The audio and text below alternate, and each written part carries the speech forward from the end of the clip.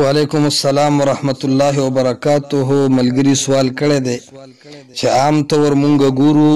په قرآن کریم کې حمزه وصلی په درج د کلام کې خو حذف کیږي بشکه، خو دی وایي وي په لفظونو کې ذکر کولی شي، لکه بسم الله الرحمن الرحیم کې الرحمن الرحیم کې،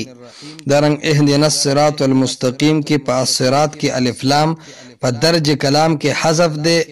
خوبی په الفاظو کې لیکل دی، لیکن د دې باوجود په قرآن کریم کې بسم الله الرحمن الرحیم کې بسم الله کې حمزه وصلی په درج د کلام کې هم غورځېدلی دی، خو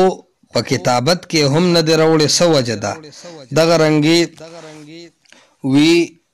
بسم الله مجریها و مرساها کې هم په بسم الله کې حمزه وصلی نه دی راوړی، او وی اقرأ بسم ربک الذی خلق کې حمزه وصلی راوړلی دی، او وی فإنه من سلیمان و انه بسم الله کې هم حمزه وصلی په لیکلو نه دی راوړی. څه وجه ده؟ جواب دا دی ګلابه په بسم الله کې چې کم حمزه وصلی لیکلو کې هم حذف کړی دی، د دې وجه کثرت استعمال دی چې د هر صورت په سر کې یا د هر کتاب په سر کې یا د هر کار په اول کې بسم الله ویلی شي، نو د کثرت استعمال د وجه نه بنا بر تخفیف اور اسانتیای چې څنګه د ویلو نه حمزه حذف کړی دی، هم دغه رنګې د لیکلو نه هم حذف کړی دی. فإنه من سلیمان و انه بسم الله الرحمن الرحیم کې هم په بسم الله کې حمزه د دې د وجه حذف کړی دی چې موافقت د کتاب الله سره راشي،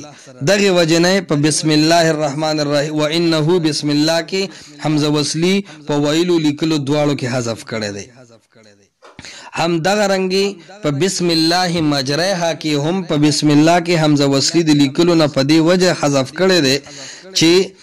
هغه هم زیات ویل کیږي، لکه کشته ته چې خیږي کوزیږي، نو دغه ځایونو کې د سفر په دعاګانو کې عام طور بسم الله مجریها و مرساها زیات استعمالول شي، نو د کثرت استعمال د وجه الته هم حمزه